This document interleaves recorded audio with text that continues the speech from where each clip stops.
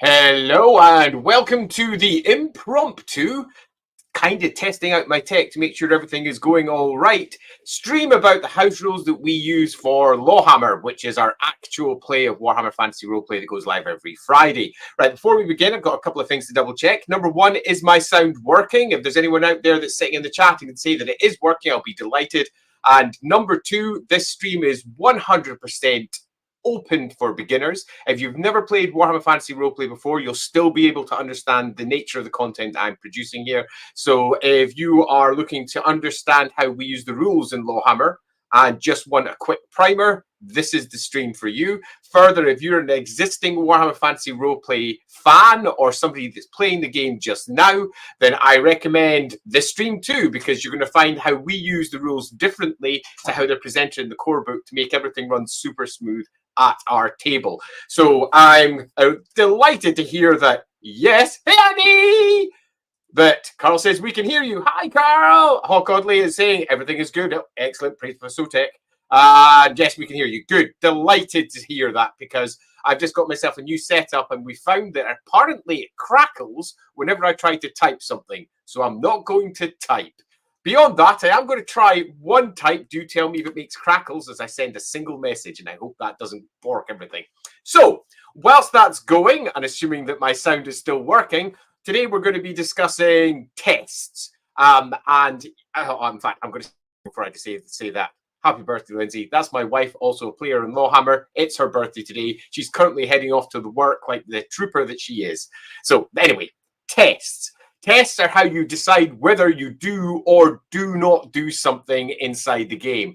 It's fair to say that an awful lot of situations when you're role-playing don't require tests. Like, for example, my character is walking across the road. There's no need to do a walking across the road test. The only time tests normally come to play is when there's jeopardy or some dramatic moment that needs to be decided one way or another, and it's not down to whether you as a person can describe just how awesome your character is. It's whether your character's characteristics allow you to do the thing you want to do.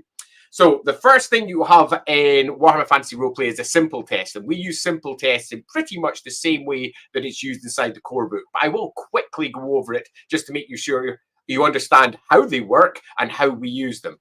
So everyone in Warhammer Fantasy Roleplay has a bunch of numbers to show you how good they are. They are effectively like percentile numbers, numbers from 0 up to 100 to show you how skilled you are. Most characters have their numbers at around about the 30 to 40 area to begin with. And when you become super experienced and capable, that might go up to 60, 70, 80, or perhaps even higher. To do a test, you roll a 100-sided dice, a D100, which is normally 2D10s. You roll it, and it'll give you a number from 1 all the way up to 100. And if you roll equal to or under your stat, you pass. If you roll over it, you fail. So that's a simple test. It's really easy. I'll give an example. Let's say Birdie, our lovely rat catcher stroke 6'7" avenging angel of death, was let's say, running away from some guards in the streets of Middenheim, and snow's falling down all over the place. Me, as the GM, looks at this big open area that she's about to go skidding across at full speed and realizes that it's covered in snow. And I'm like, yeah, I'm going to require some sort of test for you to get over there. Do an athletics test. Let's say that Birdie's athletic skill is 45. If she rolls her D100 and rolls 45 or less, she'll pass. She'll skite across that square. She'll hopefully run down an alleyway and escape from the guards. But if she rolls over 45, then she would fail, meaning that possibly she slips. The guards come storming in, and maybe we have a combat, or they just arrest her or something similar. As an example, say she rolled her dice and she rolled 21. 21 is less than her skill of 45. She passes. Through she goes. If she rolled 59, she'd have rolled over. So that's the basic idea. Now, the important thing to remember from a simple test is you either pass or you fail. That's it. So we've got that under our belts. The next thing to discuss is dramatic tests. And this is where things change from the core rulebook for us. And they change for two key reasons. Number one, we don't want to have mathematics at our table because mathematics slows things down when you're trying to play quickly. And number two, we also don't want the terminology to get confusing when we're at the table. And I shall explain what I mean in both cases. But first, what does a dramatic test do? A dramatic test tells you how well you have passed the test or how badly you have failed a test.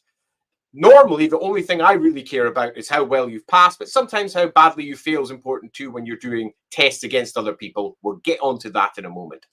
So what happens when you roll your test now is you look at the number that you roll in the tens number, and that tells you how well you pass. Well, you pass. So let's say we go back to Birdie again, and Birdie is scouting across that funky old open square again, covered in snow. She's got a skill of 45 and she rolls 21. You look at the tens number, that's the 2. That means she's rolled 2 successes. Now, inside the Warhammer Fantasy Roleplay core book, they describe this as success levels. And when you do badly, you get negative success levels. That can get confusing at the table, particularly when people start going SL this and SL that.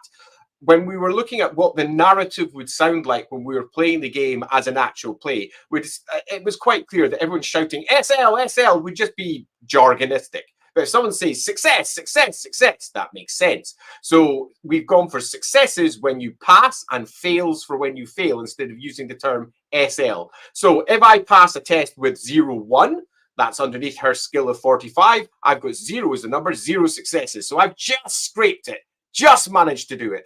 But if I'd rolled 42, my skill is 45, that's 4 successes. I've done very well. That means that I have scouted across that square with a certain amount of aplomb and done super well, possibly leaving fewer footprints or running across an area where there's a lot of footprints already, making it harder for the guards to track me later. So 0 success all the way up to 4 successes. And the word that's important here is success. So if you roll 0, it's still a success. Loosely speaking, that's it for successes, and that's how it works for it. On the other side, we've got fails. This is when you roll over your test.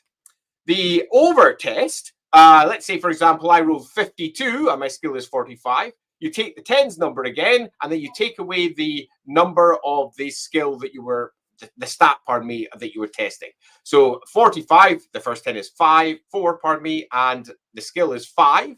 54, so I would have 1 fail. If I rolled 65 and my skill's 45, that would be 2 fails. If I rolled 75, my skill's 45, 7 minus the 4, 3 fails, and it goes all the way up until eventually you're rolling 96 or higher. 96, for example, on a skill of 45, 9 minus the 4 is 5 huge fails. And this gives you an idea of how badly you've done, ranging from 0. I've rolled, for example, my skill's 45, and I roll, say, 48. So the 2 4s, the tens numbers, 4 minus 4 is 0, 0 fails, but I've still failed. So I've slipped, and possibly I've made it almost completely across the square, and the guards come running in just as I make it down the alleyway, so they see where I go. Where if I'd rolled, say, minus 5 fails, I probably slipped right at the beginning of the square, and the guards just jump at me as we get there. So loosely speaking, successes and fails, and you use the tens number of your dice roll to do it. That's it for dramatic tests. There is nothing more. You'll note that it's still just my skill number and trying to roll over it, or if I roll, try to roll under it, but if I roll over it, I fail. If you've got any questions about that, dump them at the end, and I will attempt to explain it again because it's a pretty simple process. The important part, though, if you're watching the streams and you're watching our actual play is, if you hear the word successes, that means they've done well. If you hear a number, 4 successes, 5 successes, 8 successes, that tells you how well they have done. Normally, 0 successes means they've not done very well. 3 means they've done pretty well. 6 means they've done very, very well. And anything above 7 means that they've done extraordinarily well. So that's dramatics. The next one is criticals and fumbles. We use criticals and fumbles on every single roll that we roll at the table. Inside the core rulebook, criticals and fumbles are generally only used for combat, but we use them for everything. And a critical or a fumble happens when you roll a double. Now, if you roll a double under your skill, it's a critical, something great has happened. If you roll a double over your skill, it's a fumble and something terrible has happened. So say, for example, we are doing, again, Birdie running across that square. My skill is 45, and let's say I roll 22.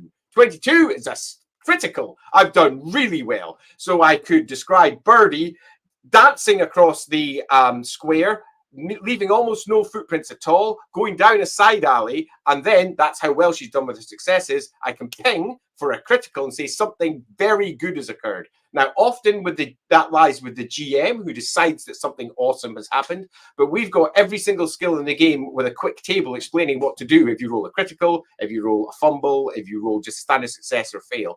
And that helps guide all of these things. For example, as a GM, I might say that the guards, when they arrive, automatically go down the wrong street, believing that the good old birdie has gone down a different alleyway, meaning that she's going to get far further ahead of her potential pursuers. That's one way a critical could be imagined. Or perhaps a crowd just floods into the square, meaning it's almost impossible for the pursuers to not only find her, but have any chance of knowing which direction she went in, pardon me, so they just disperse and go, well, let's give up on this one. There's one last rule to note about criticals. Sometimes you will hear in our streams me saying, how many successes did you get in your critical? Because it's important sometimes for me to know how many successes there were. The successes are used for determining how much damage you do in close combat, for example. If we use the dramatic test, as we said already, 22 would give you 2 successes. That's the 10's number. 2 successes, yay! But whenever you roll a critical, you get to roll again to roll, hopefully, some more successes. If you roll under your skill again, you just add the 10's number again, and away you go. If you roll another crit, let's say an 11 the second time round, you keep on rolling until you stop rolling criticals. You add up whatever you've got together, and that gives you final successes. So say I rolled 22, and then I rolled 41. That would give me 6 successes plus a critical. If I rolled 22 and then rolled 84 for my second roll, that's over my skill, nothing extra. I'd have a critical and 2 successes. And that's it for successes. Fails and fumbles work in exactly the same way, pretty much. In that, if you roll a double over your skill, you're fumbled. So again, checking out my 45% chance of running across with Birdie across that square. She goes clatter, clatter, clatter, and rolls, let's say 77. That is a fumble. And you'll often hear us on the stream go, fumble! Oh no! And they immediately start reaching out to re-roll the dice, because in Warhammer Fantasy Roleplay, you've got a variety of ways of manipulating dice and hopefully re-rolling them and getting them into a better place. So if you rolled 77 as a fumble, I could have her falling over and seriously spraining an ankle, for example. I could have her run out into the square and find that the alleyway that she was going down, actually there was guards making their way up that. A fumble tells you that something bad has occurred. And that bad can be decided by the player sometimes. The GM might say, what do you think makes for a good fumble? Often, particularly during the streams, I tend to try and make it run as fast as I can. So I'll quickly take over the description and just run it through so that we don't have much stalling at the table. Because it makes for less fun to watch it for everybody out there when they're watching us play if I'm just sitting there humming and hawing over different ways that fumbles could be handled. So to cut a long story short, on that one, if you fumble, something bad occurs. If you need the number of successes for a fumble, it works like this. You roll your first one, and then let's say I rolled the 77 over 45. That is a fumble. So that is immediately 7 rolled for the 10's dice, minus my skill of 4. So that's 3 fails already. You roll the dice again, and whatever the 10's number roll is just added on, and you never explode it any further, because we want that to be nice and quick. So if I rolled 45 for the next one, that adds an extra 4 fumbles. I'd have 7 in total. If I rolled 75 for the second one, that'd be 7 plus my 3. That'd be 10 fails, which would be pretty, gosh darn it, rubbish. Okay, so that is everything for criticals and for fumbles and how we use them during the course of play. So far, we've covered, just to make sure we've got it nice and clear, simple tests: roll under or over your skill. If you roll under, you pass. Roll over, you fail. You've got dramatic tests, exactly the same, but it tells you how well you've done by referencing the 10's die. The higher the number on a pass, the better you've done. The higher the number on a fail, as in the number of fails you get, the worse that you've done. We've got ourselves criticals and fumbles when you roll double to show something exceedingly unlikely has occurred on a critical, or exceedingly unlikely has occurred on the bad side for a fumble. Right, so after that, we go on to different types of tests and also automatic failures and how they work. In our game, we use the Warhammer Fantasy Roleplay standard rules for automatic failure, which means if you roll 96 or over, you fail no matter what your skill is. So if your skill happened to be something ridiculous, like let's say you had a natural skill of 115, because your actual skill levels can break 100% in Warhammer Fantasy Roleplay. The numbers there are just for calculating whether you pass or fail. And I've got 115, I roll 97, for example. That is a fail and is always a fail. That means that numbers of 99 are always a fumble and a number of 00 is always a fumble as well. So if I roll 99 to 00, I always fail. Equally, though, I just make sure that we understand this. If you do have a skill that's extraordinarily high, say 115, for every 10 points that you have over 100, you add 1 success to your successful roll. So if your skill was 115, you've got a full 10 points above, that's +1, and I rolled, say, 4 successes, my skill would actually have 5 successes for my pass. Yay! 5 successes. Okay, so that's automatic failure. Next one is assisting. We do this completely different. An assisted test is when 2 or more people get together and they give it a go to try and help each other perform the same task. An example might be, there is a grate sitting over there. 3 characters come running up and they'll go, ha ha, I have bulging muscles. I can lift that up. Not a problem. All 3 of them test. Whichever one tests best is the result that's used, and everybody else that passes other than that adds an extra success. I'll give an example so you can understand how that works. So let's say Leopold, our priest of Sigmar, comes running forward, sees the grate that he needs to get everyone through, flexes his muscles and says, I can get this up. Birdie immediately comes running up as well, and she says, I'll help. And over towards the other side, Elric, the wizard, comes over and says, I'll help as well. So all 3 of them test. To keep the example simple, so that I don't need to list lots of numbers, we'll just say that they all have a strength of 50. They wish they all had a strength of 50. They do not. But to keep the example nice and clean and quick, we'll just say that they all have a strength of 50. So all 3 players roll. Let's say Andy, who is playing Father Leopold, he rolls first and he rolls 31. He has 3 successes using the 10s die. Let's say our next card comes along, Elric, he rolls, his muscles bulge, but unfortunately fail, and he rolls 52. He's just missed, so he does nothing. And let's say Birdie comes along and she rolls 21. So she's passed with 2 successes. So the one with the most successes counts as the success number 3, and everyone else's successes add +1. So that means we've got 4 successes on the roll. That's it. So how well have they done? 4 successes. Now, I might have already stipulated the grate requires 5 successes to lift. So they might go, oh, and not quite manage it this time. They might try again next turn as all 3 roll again. Fumbles only affect the individual character who fumbles. Criticals affect everybody, so that an unexpected benefit will occur, and those extra successes will be added on. And that's pretty much it for assisted tests. Assisted tests in this way are hella fast and also provide really nice results that everyone can make a difference on.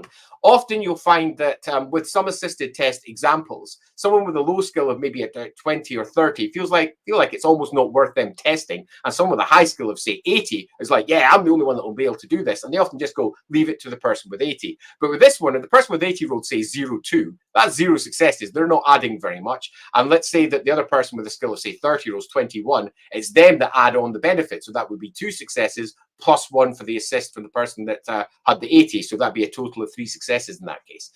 Cut a long story short, that's assisted tests. The next one, and arguably the biggest, most important rule of all of Warhammer Fantasy Roleplay, including the one we do, is the opposed test. This is when you are comparing 2 people together. A normal test, a simple test, gives you an outcome of pass or fail. An opposed test gives you an outcome of win or lose. And there is a big difference between the 2 of them. Win or lose means that you have overcome another party. It does not mean that you've necessarily passed your test, as you'll find out in a moment. So in an opposed test, 2 characters, or possibly more, are pitching their skills against each other. You want to see which one has done best. And it's super easy. You just compare the results of their dramatic test. So let's say that we had ourselves our 3 characters, and they were all trying to lift up something fastest. The same 3 that we had before, with Elric, with Birdie, and with Father Leopold. And we'll just say that they all have a strength of 50, just to, again, make it super simple. And we're going to say that how well they pass or fail this test determines how quickly they pick up a thing. So if everybody does this test, and Father Leopold, say, rolls 31, let's say the Elric rolls 42, and Birdie rolls 63. So 31 for the Father means 3 successes. The 40 roll for Elric means 4 successes, and Birdie fails with -2. So that means the one that wins is 4, and he beat Father Leopold by 1, because 4 - 3 is 1. And the 2 fails get added on to this to see how much he won this one by 6 successes over her. Now, these numbers are a bit arbitrary. They give you an idea of what the difference between everyone is.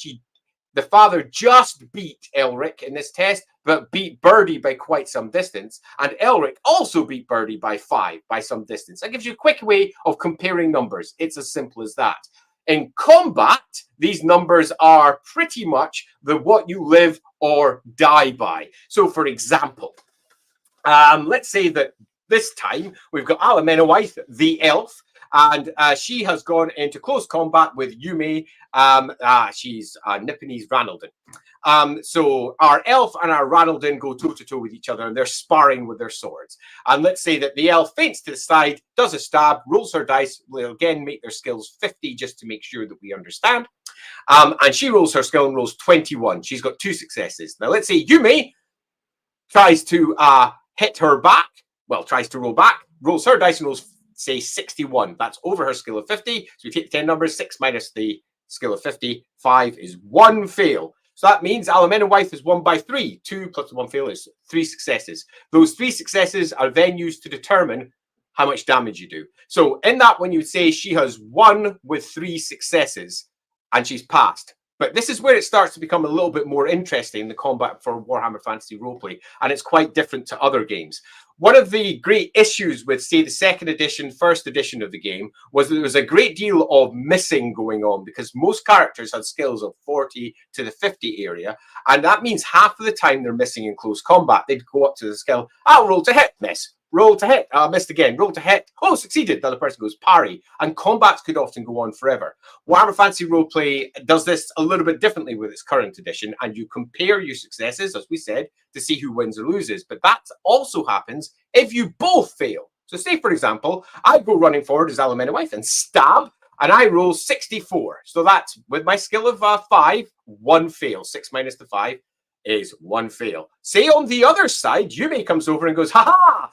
That's nothing. Stabs forward, but she rolls, say, 85. So she's failed by even a larger amount. 8 minus the 5 for a skill, 3 fails. 1 fail versus 3 fails means that they both failed the test, but on an opposed test, the result is win or lose. And in this case, Alamenowithe, with her 1 fail versus the 3 fails, means she's won by 2 successes. Because she did 2 better. Now, it's not a good fight. It's somewhat ugly as one of them faints badly or perhaps stabs really weakly. Another one, if anything, jumps into that roll. But the idea here is that even bad fighters will be hurting each other. I don't know if you've ever gone to a school playground, but if you ever see 2 kids wailing into each other, they're not good fighters, but they're hurting each other all the time. And that's what this rule allows. Bad fighters hitting each other all the time. Basically, if you get into combat in Warhammer Fantasy Roleplay, you're probably going to get hits one way or the other, even if both fighters are absolutely terrible. But if a good fighter comes in, they're going to have a massive advantage over those who are not very good fighters. So you can immediately see how even if you're both failing, you're getting people who are winning the combat, but it's even more dynamic than that when you start looking at all the ramifications for it. For example, let's say that Birdie stabs Father Leopold and rolls 22, a critical. And as we mentioned already, you get to roll your dice to see how many successes you got again for your criticals. And she will say 85 for a second roll, so doesn't get any more successes. 2 successes and a critical. On the other side, the father goes, stabs forward. Let's say his skill's 50 again, rolls 45. He gets 4 successes. So the father wins the combat by 2 successes, but Birdie gets a critical hit in as well. So they basically hit each other. One gets a standard blow in, and the other one gets a critical blow in and causes some bleeding, or maybe causes a stun or something equally fun. Similarly, the same thing can happen with fumbles. I might roll, say, for example, a nice fumble of 66 over my skill of 50. So I've got 1 fail, the 6 and the 5 for the 10, so 1 fail. And on the other side, the other person might roll themselves, say, 87. They've got 3 fails over the skill of 50. So that means the one who fumbled has won with 2 successes, but the other person, but also fumbles. So they might stab and then drop their sword. So combat in Warhammer Fantasy Roleplay is super dynamic. You can have people criticaling but still losing. You can have people fumbling but still winning the combat. There's all sorts of fun that can happen, but ultimately at its heart, it's just 2 numbers and who got best. That's it. All the rest of it is just fun little additions. And when we're at the table, I run all of that. So that's opposed tests. The next one, and I would argue one of the biggest ones to make sure that you understand that we do that is completely different, is test difficulty. Inside standard Warhammer Fantasy Roleplay, test difficulty gives you a modifier to your skill roll. So if your skill was 50 and a test is a little bit difficult at -10, your skill would then drop to 40, and that's what you test against. And that tended to mean that when you were at the table, there was all sorts of maths going on as you were going up and down trying to figure out what sort of test difficulties were going all over the place. We've removed all of that. That your skill never gets modified at our table. That means that the player, no matter what situation they're in, can always just roll to see if they've passed or failed or not. That's it. They can do it super quickly. There's no need for them to say, oh, what's the range? What's the this? What's the that? All they need to do is roll and know if they've passed or failed. But we still have difficulty, and difficulty correlates to how many successes you've rolled, and that's it. So say, for example, I decide that a test is particularly difficult, and I say you need 3 successes to succeed in this one. Someone rolls 2 successes, they've not quite managed it, but they're still successful, meaning that they're working towards a potential success. And if they roll over the 3 successes or more, they've passed. I just set difficulties, and it doesn't require that the player know them before they roll, but often they like to know them so they know what sort of number that they're aiming for. That's it for test difficulty. Test difficulties are normally, if it's difficult, it'll be about 2 successes. If it's very difficult, maybe 4 successes required. A difficulty 6 roll shows that it's really very hard. But you'll find that with the way that successes work during the game, it's quite possible that you can get 10 more successes when you're a particularly talented or skilled character once you've got down to the game. So that's it for difficulty. No maths. It's just the number you need to hit, the number of successes you roll, and fails really don't make that much difference at all. So that's that. The next one, and I would argue maybe the biggest change that we've made in terms of its overall impact, is advantage. We still have advantage, but we have a completely different setup for it. Advantage is the only modifier that we have in the game. There is nothing else. No other modifiers for your skills. Now, modifiers in Warhammer Fantasy Roleplay are adding numbers or subtracting numbers to your skill number so you can find out how well you can or can't do. In our game, advantage represents having an advantage, being in a good place to do the test. Now, that good place may just simply be time. I can sit back, I can relax, I can just take my time doing this. Another way of getting a good place is to be in a good mental place. For example, if you're in combat and you've struck your opponent, you're in a pretty good place. You're like, yes, I've got the advantage. I can press in. Another way of having advantage is to, for example, charge your opponent. Another way to have advantage is to have the upper ground. Basically, any situation where you potentially have advantage, the GM goes, yes, you have advantage, job done. You can also get advantage by somebody helping you along, giving you orders to say, oh, you pick your pants up. A leadership test gives you advantage. In our game, advantage does one thing and one thing only. It gives you +20 on the test. That's it. Nothing else. If you have advantage, you have +20. If you don't have advantage, you're just testing against your skill. That means out of combat, when you're not stressed and you've got time to do anything, almost all tests automatically have advantage because you've got the time to do it right. But if you're in a position where you don't, say, for example, you're navigating a difficult piece of a river, you might find that you don't have advantage to take the time for that. Certain pieces of equipment automatically give you advantage in certain situations as well. Cut a long story short, if you have advantage +20, if you don't, nothing happens. When you're in combat, we generally record this with, at the moment, a tarot card. One way up, one way down. Or a tarot card, if you want to go a bit Warhammer. So if it's face up, away we go. If it's face down, you don't get the bonus. And we track that as we go. Every time we fail a test, you lose your advantage. Every time you're passing some sort of test against someone else, you're flipping it back over again. So cut a long story short, that is advantage and how we handle it. And advantage applies to all rolls, all tests, doesn't matter what. If you're in a position where you're, for example, having a nice relaxing bed and you're rolling an endurance test to see how many wounds you get back, you're clearly in a good place. You get your advantage on +20. If, however, there's lots of noises going on and you're finding it difficult to go to sleep, you won't be getting your advantage and you're just rolling your endurance test neat. So the advantage is just an on-off +20 modifier. There's one other thing to consider regarding difficulty, and that's when some tests are so easy you can barely ever fail it. But you still want to test just so you get a number of successes or an equivalent. And for that, we use the reverse mechanic. Inside Warhammer Fantasy Roleplay 4, there's a nice little aside talking about the paraphernalia of something, and it basically tells you how to modify dice rolls. And one of the rules in there is to reverse. So that means if you rolled 24, you would reverse it to a 42. If you rolled 61, you could reverse that to a 16. And if we have an easy test, and you ever hear me say, oh, this one's easy, you can just reverse your failure, your failures, that means if they fail, they can try and reverse it to turn it into a success. So if they rolled, for example, against a skill of 50, 62, they go, well, that's a fail, but I can reverse that to 26. I've actually passed with 2 successes. So that's basically it for an easy test. Right. Okay.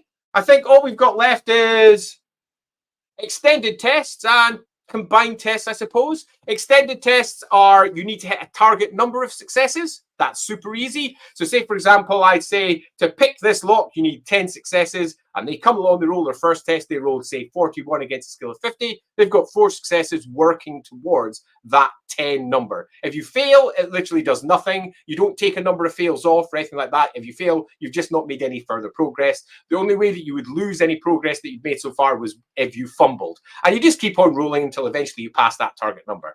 That's loosely an extended test. And finally, a combined test. That's when you're testing more than one skill at once. When that happens, which can indeed happen quite frequently, say, for example, you're trying to shadow someone and you want to roll both your perception to keep your eyes on them, but also your stealth, you just test both skills using the same dice roll. So say you had a skill of 50 for stealth and 30 for perception, and you rolled 21, both pass, so you've passed it, we don't worry about it, you have successfully shadowed your way after this other character. But say you rolled 38, so that means that one passed and the other one failed. You might have stayed stealthy, but you lost your target, so you don't get spotted, but you also don't manage to follow them all the time. But if it's the flip way around, you passed the perception, you keep your eye on them, but you got spotted. So yes, there's lots of different ways you can do combined tests, and that's it. That's it. So I'm going to do one quick summary, and then we're going to take any Q&A that we possibly have moving on as well. So our complete breakdown is simple test. That's a pass or a fail. Roll equal or under your skill, you pass. Roll over, you fail. You've got a dramatic test, which is finding out how many successes or fails you've got. How well did you pass or fail? To do that, you just check the tens number, and that's pretty much it. So if you rolled 41 on a test that passed, that would be 4 successes. Done. Next is criticals and fumbles. Doubles will count as a critical or fumble if you pass or fail. If you pass a test and double, it's a critical. Pass and a test and fail, it's a fumble. Next is after fumbles, automatic failure, 90-60-0-0. We're using that rule. That automatically fails. Assisted test, everybody tests. So the person who did best counts their successes, and everyone else that passed adds +1. After that, we have a pose test where you just compare the 2 numbers, and a pose test, importantly, have a different outcome to pass or fail. The outcome there is success, is win or lose, and whoever wins that test counts as the winner with the number of successes. You can still fail a test and still win if your opponent fails worse. Next is test difficulty, and that's just a number that the GM assigns according to how difficult they think a test is, and that's how many successes you need to pass it. So if I say jump over there requires a difficulty 2 successes, and they rolled 32, the rover, if they rolled 11, well, 11 is a critical. If they rolled, say, 14, they wouldn't have done quite well enough, and they'd fallen down the gap. Advantage adds +20. That's it. If you're in an advantageous position, you get +20. If you're not, you get nothing. Almost all tests out of combat have advantage. Tests over 100, for every full 10 you have, you can add +1 success if your test passes. Then you have extended tests, trying to hit a particular target number, and combined tests, testing multiple skills at once. That is all the rules we use for tests. And really, I've covered everything that there is, and that was a half hour to go through the lot. You don't need anything more than that to understand every role in the game. The most important one to be aware of is how successes work, and that's it. And that's just by checking your tens number. Wow. Okay, so that's everything. If anybody has any questions, now's the time to bring them up. I'll do a quick Q&A. Now, I know a lot of questions were asked as we went along, so I'm going to quickly run through some of those, and I'll see if I can clarify anything that didn't make sense during that, because I didn't prep the stream. I just jumped in fast because I was in a position where I was on my lunch break and I could do this. So I'm going to quickly run through and see what we get. So in 4E Raw, you do not apply advantage to channeling. Are your rules? You do, correct. Yes, you do apply it. You apply advantage to anything if you're in a position where you have advantage. Channeling neatly almost never brings, it's almost never easy. So if you find that, say, Elric, our wizard, is just wandering around and decides to start channeling, it's very rarely ever with advantage unless he's in a position where there's an awful lot of fire and he feels that he's in a safe place. In 4E Raw, you don't apply advantage channeling as your rules. Yeah, I've already covered that one. Next, how the advantage work with praying in your game. In 4E Raw, you apply only miracles that cause damage. Nope. In R1s, you get plus 20 if you have advantage. It's as neat as that. There is no complication here. There is no it applies sometimes. It doesn't apply other times. It's just it applies. If you have it, you've got it. Plus 20. Next, how do you handle dodging and shielding against range attacks? Raw says that the target must be aware of the attack in the first place. Perception test for every such attack, or how do you handle it? I won't cover that in this one because I'll do a separate stream with the combat rules so that we can keep everything nice and neat and together. I'll try and keep the rules here just down to simple tests and how it all works. But loosely, yes, we do have that all covered. Next, dispelling spells that come from grimoire, scrolls, rules. How do you handle that? Again, that's magic rules. I'll not cover that in this one, Nico, for all I kind of desperately want to. Trapper talent, similarly, I'll handle that. In fact, I've just finished off our new update to the talents document. I intend to be posting that in the next few days. It's been something I've been working on, like 5 minutes here, 5 minutes there, for about the last month and a half. So finally, I've got round to doing it. Swarm gets depot. Again, I'm going to keep that one in those ones. Design question, though, I will check that. Would you change talents to give +5 characteristics like Born Warrior? After all, it's really wasted talent slot for something that could be more interesting. No, I will not. Although you'll find in my careers, those ones are really rare. They tend to be only at the very top tier of a career. It's very rare that you get a benefit to one of your characteristics inside the careers. The careers are far more about the core talents that you get for each one of those. The only place inside my core rules, inside the character generation, where you can pick those up is generally with the random talent slots. If you don't get them there, then you probably won't get them until you're at the tail end of your career and consolidating everything you know.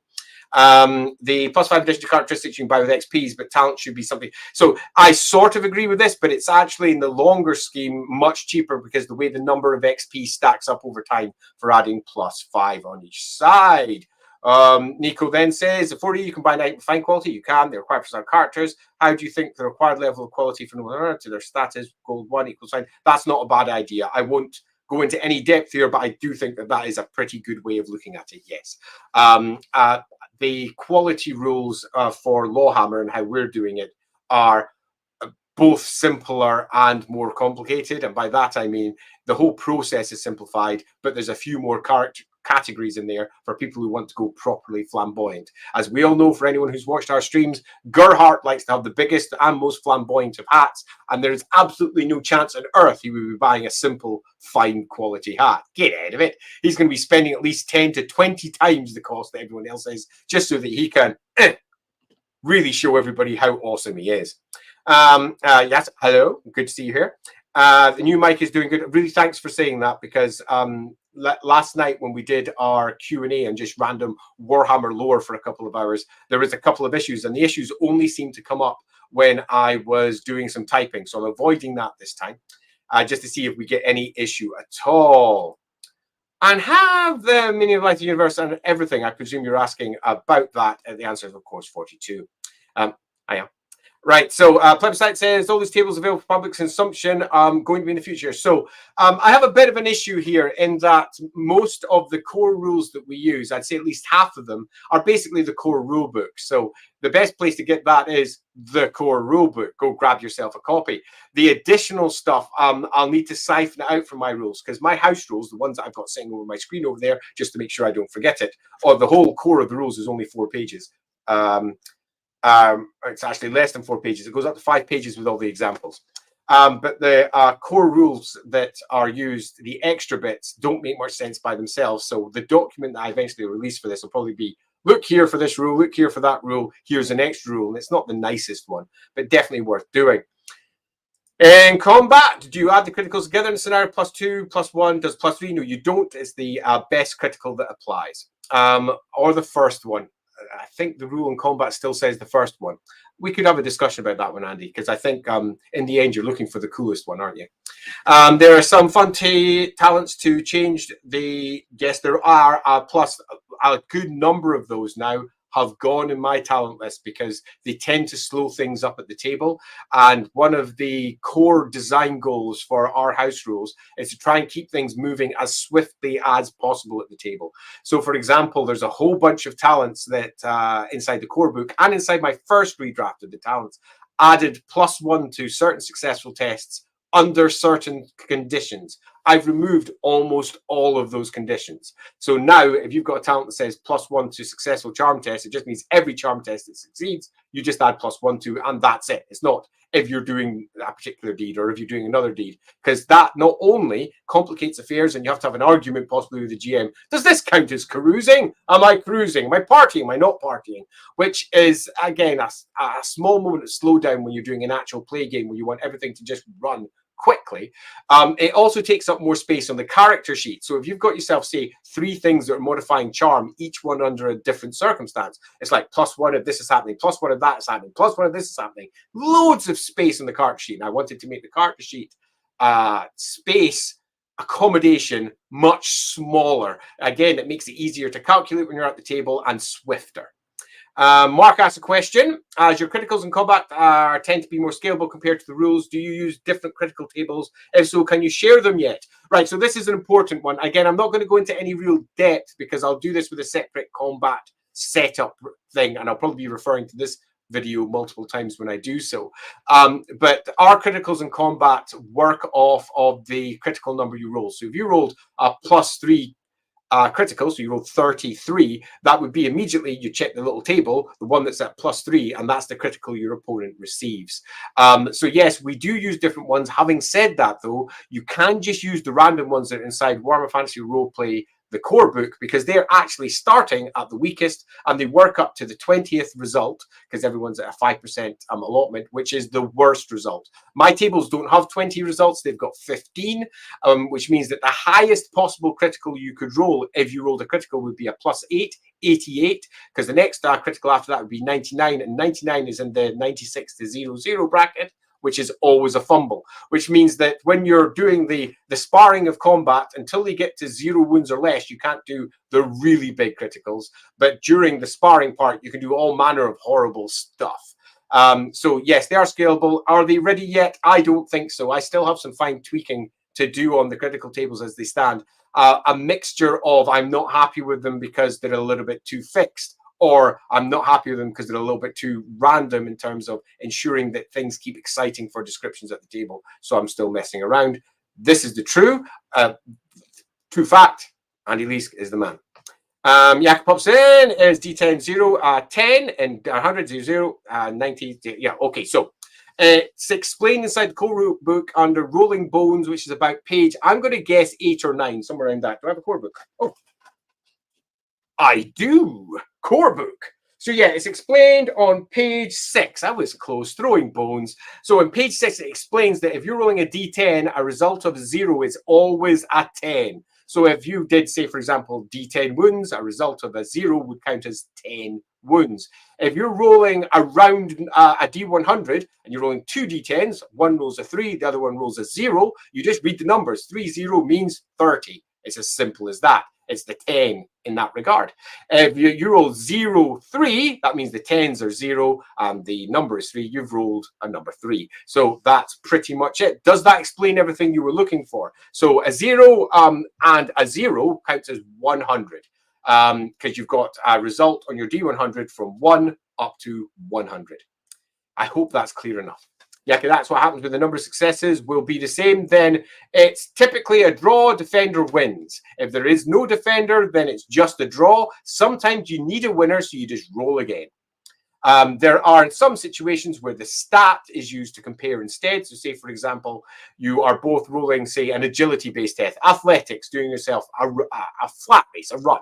And you both do your athletics test, and you score the same number of success. You would then just compare agility. Whoever's got highest might get the win. The GM might instead decide that it would work on strength. Hi, board guy. I heard comparison things take similar time. I'm not quite sure what you mean by that in terms of the run through, but I will say the rules we're using are much faster. In 2E, you've done more rounds, but each round was faster. I disagree. The rounds that we use are exactly the same speed as 2E rounds. There is no slowdown. I played 2E for over 10 years. I've played 4E now in one variety or another for some 5 years, and combats are no faster or slower in that case. In 4E were less rounds, but individual round was longer. I again disagree significantly, but only with the rules that we're using.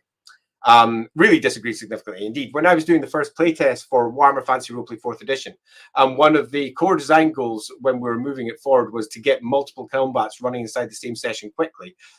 It doesn't work very well with large groups. Our group, for example, has 6 players, so there's always going to be slowed down because you have to go around the entire table and still always deal with the NPCs. But if you're playing with a group of 2 to 3 players, it's exceedingly swift. But again, only if you understand the core concept of pass and fail and win or lose and how quickly it can be organized. And I strongly recommend, if you want it to be fast, you use the fast SL rule, which is presented inside the core rulebook. That's the one that we use for showing that the tens result gives you an immediate success number. It means that there's no calculation, everything's super fast. Range attack that you pass first, which is definitely the case. How you handle talents that, for example, steal the advantage. I just have rewritten all the talents, so that's super easy. I like that rule. Not sure which one you're talking about, but I like it too. Also, how do you handle monsters that have tail of breath attacks that require advantage to activate? Some of them do require advantage to activate still, but advantage is super fast to get in our game. I mean, super fast. It comes in, it goes away, it comes in, it goes away. It's super easy to track as you're going.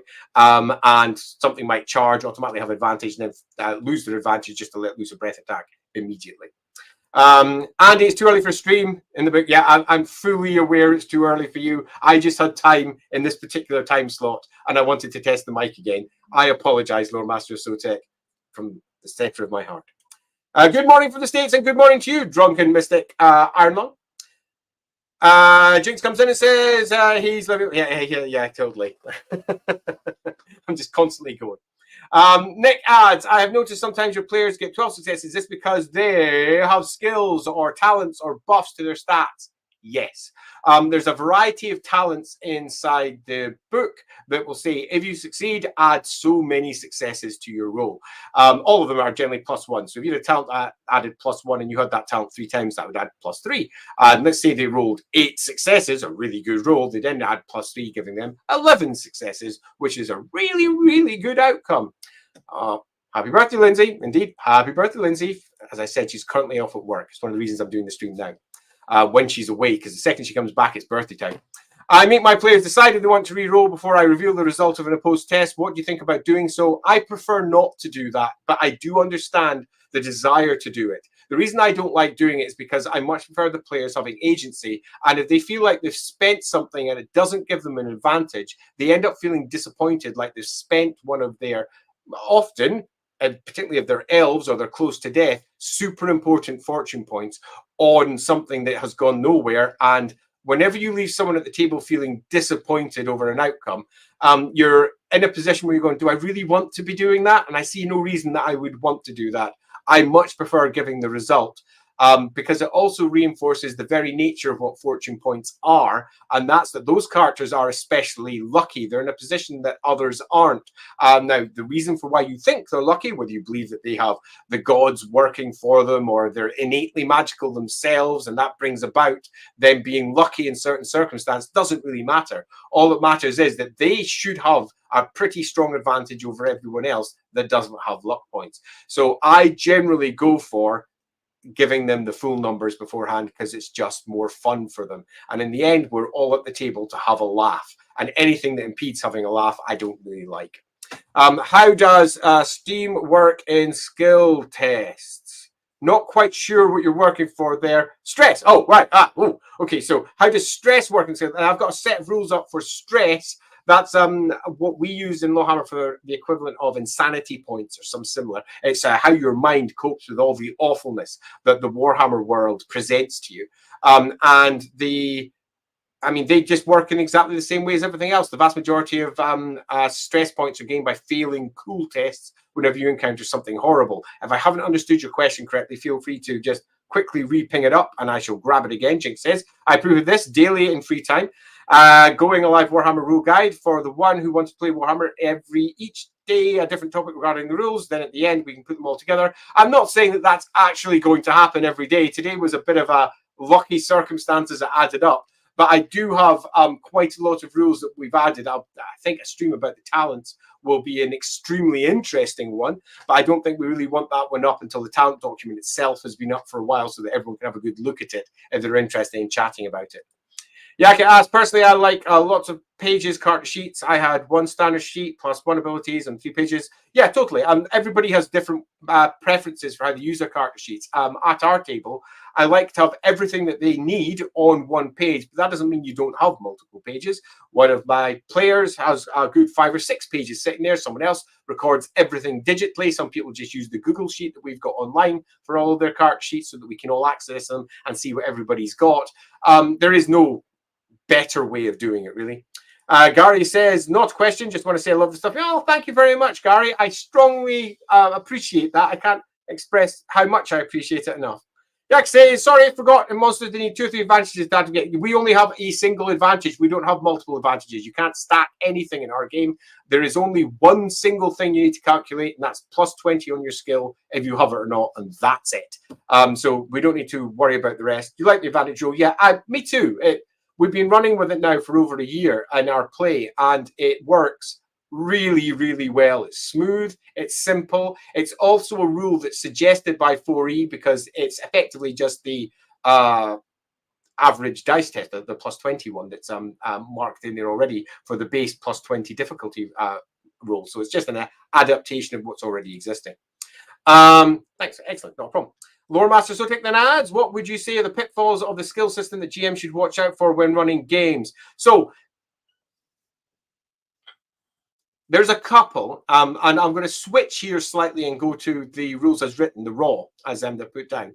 Now, the rules as written are a combination of the documents that were originally put in, mixed up with a variety of ideas that were added on later, and then all popped into place, and it's left a couple of weird loopholes.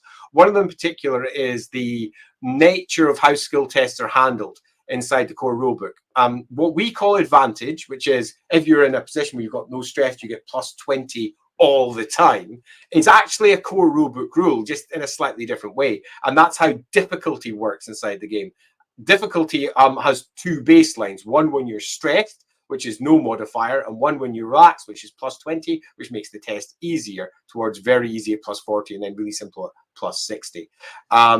So one of the pitfalls is when they're out of combat, not getting that plus 20, because you must ensure that everyone out of combat's getting plus 20 in almost every single test. Because if you don't, they're going to be failing tons of them that their characters should be passing. And that makes a significant difference during play. GMs often forget about it because many GMs out there like to think of themselves almost as the opposition to the players. So they're often going, no, I'm not going to give them the advantage of plus 20. I don't think it applies here. I'm not going to do that. And that's unfortunate because the game itself quite clearly states, add plus 20 onto almost everything. If they're out of combat and they're unstressed, then yeah, plus 20. And if it's an easier test, plus 40, all the way up to plus 60. Or just don't even let them roll, because clearly they've got some skill points in there. Do they even need to test? It's an easy thing. Nah, that's entirely up to yourself if you think it's important. So if I was going to pull out one big pitfall, it's that the skill system is designed around the base level of plus 20 on top of the basic skill numbers that are sitting on the card sheet. Best says, hi. Are there any changes to channeling casting spells? For instance, do your group do something akin to the ones in the Winds of... We don't do anything from the Winds of Magic. Our rules are actually quite close to what's inside the core book. Very close to what's inside the core book, actually. I would just say that channeling has been significantly expanded in terms of what it can and can't do. The base numbers around the spells haven't changed really at all as I look over them all in my head. And the core concepts of how spells are manifested are pretty much the same too. But when it comes to channeling, there's just an awful lot more there. The Winds of Magic themselves do stuff if you are channeling them both out of things and into things. And a different ways to ensure that the numbers that you're getting from your channeling are significant. There's also a variety of talents that allow you to move from channeling to cast quite quickly. I've been writing down timestamps on the top questions discussed and plan to release the info when you get to Discord. Dan Pady, yay! You're the best. Jack Dio says, yeah, indeed, great to see you here. Executor, do you do anything to distinguish between high characteristic advances, low skill advances versus low characteristic? Yes, do. Now, we actually had on my blog some time ago a suggestion for limiting the number of successes that you could get according to the number of advances that you'd put into your characteristics or your skills or whatever, or skills in particular. I found that rule clumsy in practice. It was a nice idea to try it out, give it a go, but through playtesting, it was just another slowdown that hit the table. And we found that the easiest, by far the easiest way to resolve it was for certain tests to be effectively gate kept behind certain levels. And we already have this in Warhammer. So for example, if you don't have an advanced skill, you can't test it. That's your first gate. Certain information in particular lores, for example, I similarly gatekeep. So if you don't have at least plus 20 or plus, say, 25 in terms of advances on a skill, that piece of information is too obscure. You'll never know it, but you will know general information. So that's written into our skill rules, saying that the GM may call for a test from certain people if they've got a certain number of advances. It means that characters like elves who might have very high stats, they find it very easy to just go, I'll take 5% in that one, 5% in that, 5% in that one. I rule the world. No longer. A human that comes along and is well versed in a particular area will get the test where the elf just literally doesn't know enough. Super intelligent, sure, but just knows general information. This, however, only really applies to advanced skills. The basic skills, all those skills are to a degree innate or to a degree well known. And if certain people have got innate high characteristics, they're just going to be innately good at the thing anyway. Athletics, for example. No matter how much training you've got in that, if another person's body is significantly more athletic, they're always going to have advantages, even if they have fewer advantages in the actual skill. So yes, we do it, but they generally only apply to advanced skill. Lord Master Sotek then says, when would you say it's important to consider how many advances a player has taken a particular skill to determine what kind of additional goodies they might get? That is entirely down to the GM. And I also do this. Now, this is a slightly different question to what Executor asked before. Executor was basically asking, if we go back to it there, do I do anything to distinguish between the high characteristic advances and the low ones? And the answer is yes, I sometimes gatekeep certain rules. And on this one, it's how many advances will I provide more information? And again, the answer is yes. And again, it's a very short piece inside my skills rules, which says those who have higher advances in a particular skill might get access to more detailed information in certain areas. And it's effectively exactly the same rule as the one that I was discussing with Executor, but it's left largely in the hands of the GM. And if your players are all sitting at like +5s and +10s in their individual skills, they are at best journeymen in their particular skills, which means that at best they genuinely get journeyman responses. You're not going to get, no matter how well they roll, a full understanding of how a particular thing works if you've never studied anything that is more advanced than, let's say you're a carpenter, how to do basic joints. You're not going to be building a super complicated cabinet. That's just not how it works. It requires a certain number of advances to get that into place. And that is very much the case in the LAWhammer side of it, but not the case in kind of the core rulebook, where all it is concerned about is how many successes you get at the end. That's it. There's not even criticals on those rules. You can't get a critical in the standard rules. You only get that during combat. Where in our rules, you can both critical, which may allow you to make something particularly fine or unexpectedly good, or perhaps it's got an advantage that no one expected. And on top of that, you would check the skill level for what sort of outcome it gets. Skill level does modify outcome. Okay, so we've come to pretty much the end of a lovely hour. You've got yourself about 30 seconds if you want to post anything else while I sum. So I would like to say that we have covered tests. Yay! And tests are super simple. They have you rolled equal or under your skill with your percentile check. Yes or no, pass or fail. You've got dramatic tests where you can tell how well you've passed or you've failed. with a particular number. The higher the number, the better you pass. The higher number, the better fail, depending on if you pass or fail. And these numbers can be compared with a post-test. So if I pass with 5 and you pass with 3, the person who passed with 5 has won by 2. Kind of long story short, that's it for tests. If you go back to the beginning of the stream, watch it through again if any particular point doesn't make sense. If it still doesn't make sense, because I'll admit I didn't prepare this stream. I didn't go in with a nice long document explaining it all in front of me. I just let it kind of garble out of my mouth as I went. So it's quite possible I might have garbled over some parts less clearly as I would have preferred. If there is anything that doesn't make sense to you, jump into our Discord. The link should hopefully be in the video description if you're on YouTube. If you're not on YouTube and you're currently over on Twitch, hike yourself over to YouTube after the stream's finished and go find the link there if you're not already part of our Discord. Jump into the Discord and just ask us there, and I'll happily explain. Indeed, anyone can happily explain, because most of the test rules are actually, in practice, super, super simple, and they run very, very smoothly at the table. Other than that, as always, if you are sitting out there on Twitch or on YouTube right now and you haven't subscribed to me, please press that subscribe button. As these various videos pop up, you'll get warnings that they're coming. Make sure that you do that, or you're just going to be left without knowing when they're arriving. And also do please like the video if you're over in YouTube, because that makes an enormous difference to our, I don't know, algorithms that YouTube does. And please do leave comments if you've got any questions over there too. Or in fact, just leave comments saying, hi, thanks very much. That's the best, because that'll put a big smiley face on me. Right, I think I'm done. Thanks very much. I will see you all next time. I'm going to go sign off and go do myself some more worky work. So until next time, bye-bye.